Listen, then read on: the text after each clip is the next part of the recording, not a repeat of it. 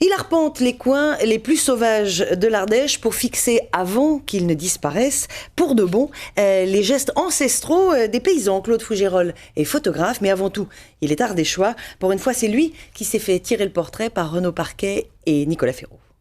Remettez-le, Fernand. Et venez devant moi, devant la porte, là, ici comme ça. Parce que par rapport à la lumière, je veux une petite image typique. Là, parfait.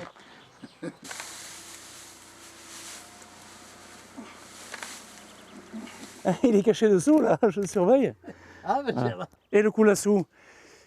Combien d'années vous l'avez utilisé, le coulassou, Fernand? ouais. Claude Fougerolles sillonne les vallées et les petits villages toujours en quête d'authenticité. Il va à la rencontre de vieux ardéchois, fige des instants de leur vie. Il faut les tenir avec les deux mains. Les saucissons, et voilà, comme ça, comme si on... Voilà. Et pourtant, il a fallu à ce photographe ardéchois un trésor de patience pour convaincre ses modèles de se laisser photographier. Mais avec le temps, la patience, du respect, la confiance se gagne.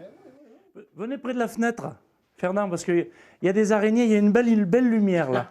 À terme, son travail donnera lieu à une publication, un ouvrage, témoignage. C'est comme si vous regardiez dehors là. Voilà, voilà, ça c'est beau. Parce que la lumière, c'est la clé. Voilà. On arrive dans des années où ça se perd. Donc je me suis dit, dans le travail de photographe, il y a 3 verbes. On dit toujours, il faut créer des images, il faut témoigner et il faut archiver. Et je trouve que c'est très important d'archiver ces gestes, ces traditions d'autrefois. Parce que les jeunes ne connaissent pas comment se sont bâties toutes ces maisons, comment ont été faits, tout ce patrimoine ardéchois qui est extraordinaire. Et puis de trouver des personnages qui, très simplement, vous montrent, vous apprennent des choses qui vont se perdre. Hein.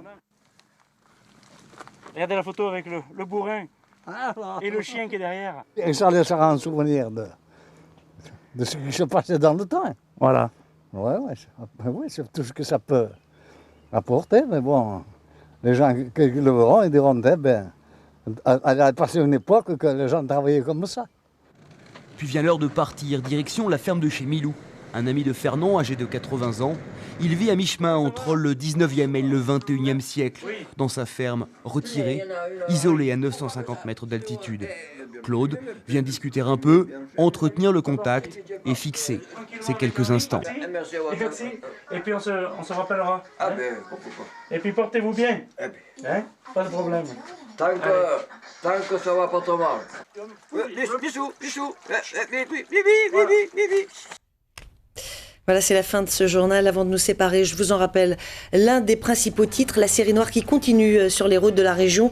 Avec cet après-midi, près de Beaujeu, dans le Rhône, un accident mortel sur la départementale 34. Un camion transportant des bovins s'est couché sur une voiture dont le conducteur a été tué sur le coup.